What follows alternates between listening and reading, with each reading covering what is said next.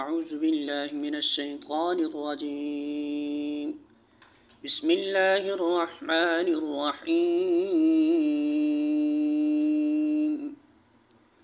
تلک آیات اللہ نتلوها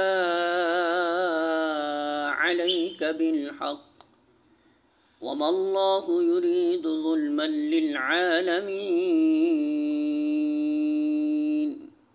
سورہ آل عمران آیت نمبر 108۔